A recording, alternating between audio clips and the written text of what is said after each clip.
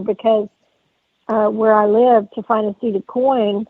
And I had to go to Louisiana to find my first seeded coin. And then that day I ended up finding 2 in one day. So that was pretty epic for me. So I feel you there on that as well. I can't really think of anything else that the bucket list kind of comes to me. You know, I'll dig something. Yeah, that would have been on my bucket list. And check that off now. So I don't really have a list per se. So what about the gold coin? You still got that gold coin though on the top of your list? Yeah, that the GW button. Either one. I'd take either one. Right, we'll take either one. Yeah, I was thinking that today when I was digging in the dump. I was like, I made a joke because we always throw out into the universe what we want to find that day. And I was thinking, oh yeah, what if I found a gold coin right here in the dump? You know, I think I would have to sell it because I really want to find one metal shaky. I know that sounds bad, but just saying. Anyway, it's doable though. I know. Well, of course, it was across the sea, but the northern mudlarks were dump digging, and the mother ended up finding a gold coin sitting right on top. Epic. Yeah, it was so crazy. And speaking of dump digging, so Ritchie, you said you've dug in a dump before. Are those some of the other treasure hunting like hobbies you like to do, like dump digging? Is there anything else? I just started rock tumbling of rocks I find usually when I'm out metal detecting, but sometimes I'll go out just looking for rocks, something that will shine up nice. Oh, that's awesome. That's really cool. And yeah, you're up near some good stuff up there. Yeah, but I don't know what I'm doing. Oh no. Well, it's fun. Yeah, I just bought a rock tumbler for a friend for their birthday. But yeah, it's rock tumbling, and I've always been into rock hounding. My dad got me into rock hounding and fossils. But do y'all ever find any fossils in your area or anything like that, or Native American tools, anything like that? I haven't come across anything Native American, and I don't really look for fossils. So, and I've seen them before, but I'm not really looking for them. I've been trying to get Amanda to come to Texas. Yeah, and I was actually told by archivist, I think I might have said that wrong, but a historian person in my area that said Maine was under the ice, and there's like little to no fossils here. So I was like, oh, well, that's probably why every time I look, I can't find any. But yeah, dump digging, rock. Yeah, you really are in a good like gemstone and mineral area. I will absolutely. It's been a while, but I've been brushing the dust off and starting to get back into it. So I can absolutely help you with some areas that would be, and then pointers on what to look for. Yeah, I need all the pointers I can get. I just started doing it this year, so I'm learning every time I go out and every time I polish rocks. That's awesome. A lot of people don't realize it takes 4 to 6 weeks to polish rocks. It doesn't happen overnight. Yeah. And you got to do multiple, once you do the grit, and then you got to put in like the stuff to make it shiny, and and you got to clean everything in between. And... Yes. Yeah. Yep.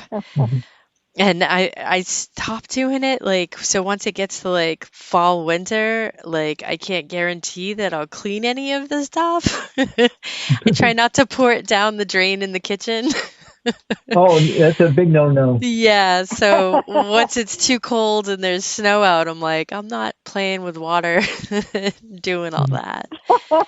Yeah, I got some tumbling down the garage right now, but I think it's going to be my last batches for a while. Yeah, it stinks. I got plenty of rocks, so. Yeah, that's cool. So obviously winter closes in on us pretty good. What do you tend to do in the winter? I don't do a whole lot. I mean, me and the DF Digger do the Saturday night. He goes live on Saturday nights, usually when we're low on videos to put out. And we're going to have our first live stream in 2 weeks. It's on his channel. I just kind of hang out in the back and pretend to be a co-host. No, it's been fun to watch it. And because Saturday nights, I mean, it's, in 2 weeks, I think the time change. So I think it's been like almost 5:30, 6 o'clock, and it's dark here. So that will be even earlier. Yeah, I'm not used to this already dark at this time. I love my long summer days. I already miss it. I'll metal detect right into December. Oh, yeah? Because the leaves insulate the ground in the woods, and then the ground won't freeze there for a while as long as we don't get too much snow. Yeah, the winters haven't been too bad. Now that I said it, hold on, I gotta find wood. Oh no.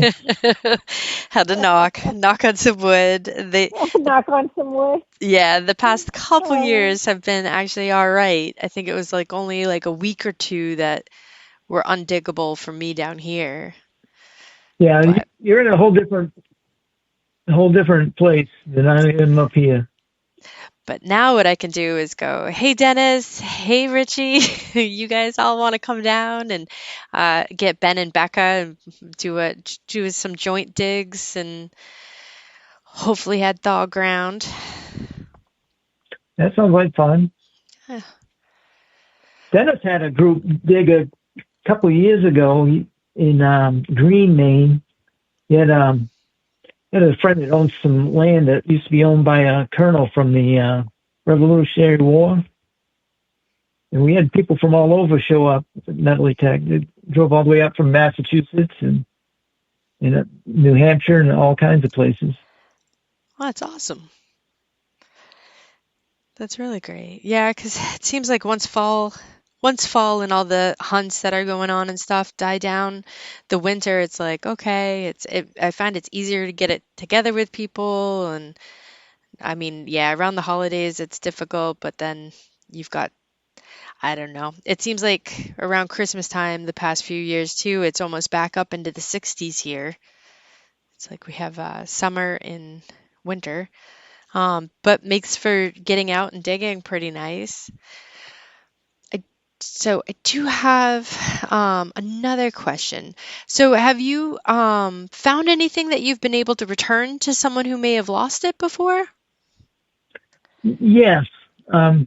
Kelly and I were hunting an old train station, and we were just fooling around in the field.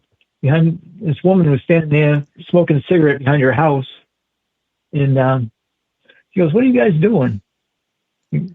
And we told her we were metal detecting, and Kelly goes, "Well, the problem with you women is you don't lose enough jewelry."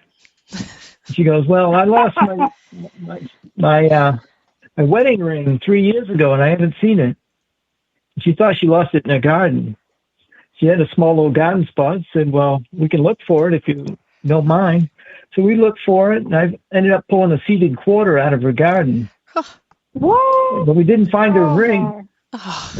So we looked between the houses, between her and her neighbor's house, and right at the end, we was getting ready to give up. I ended up finding her gold ring.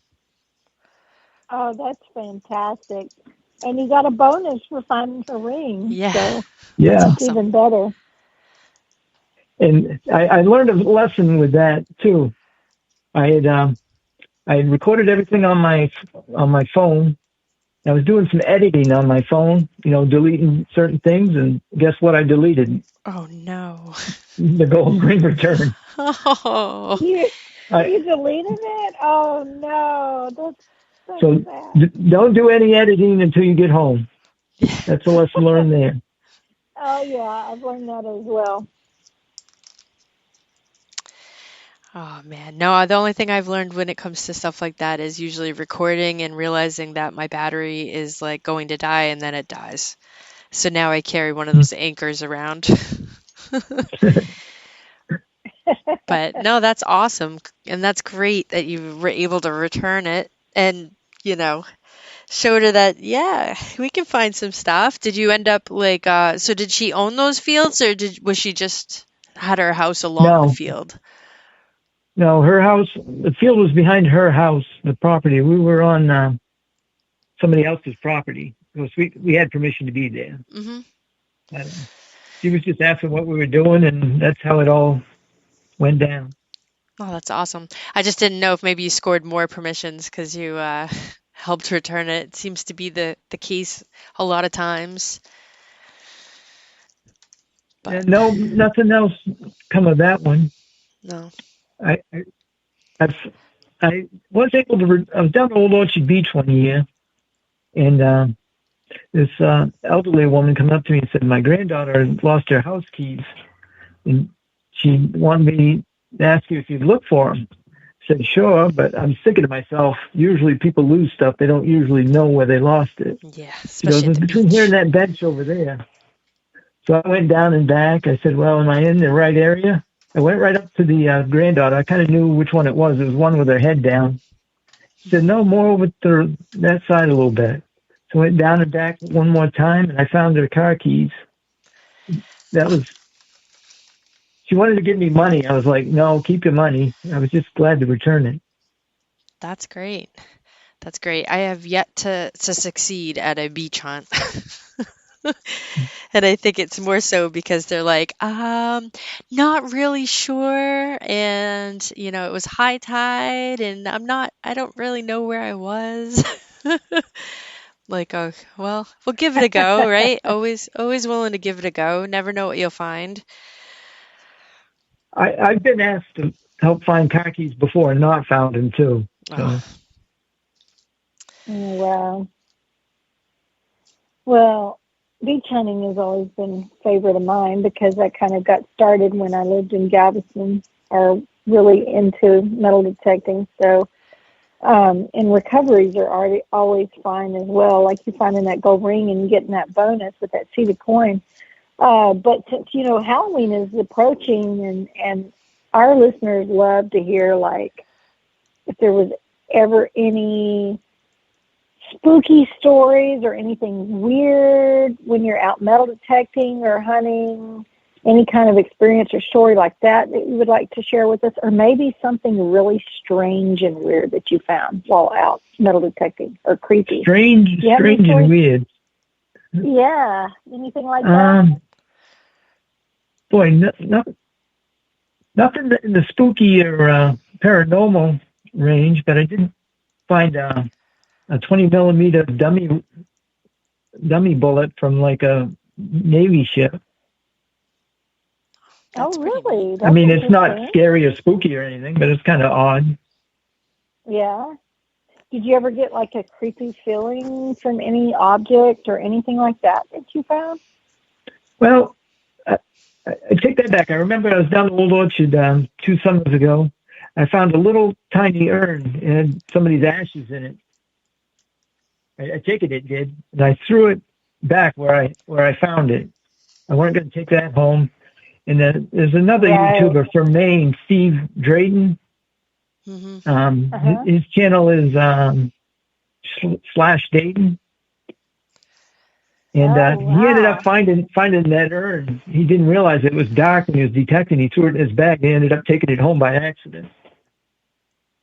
Oh, wow. It was just a little tiny one, like a little necklace urn. Huh. Yeah, I've that seen was those one of little my ones. creepiest finds that I've found, was an urn in Galveston when I lived there. And I know from detecting on the beach when I was detecting in Florida one time, I was detecting with a group from Kellyco metal detectors, and one of my friends, Carolyn, found a toe tag, which was really creepy. Oh, that would be. Yeah, she threw it back. She did. But interesting. Yeah, our listeners always like hearing some strange things. So, yeah, that's definitely creepy. Now, I've asked permission at what is known around this area to be haunted houses and gotten no's every time, so I haven't had a chance to have any experiences at those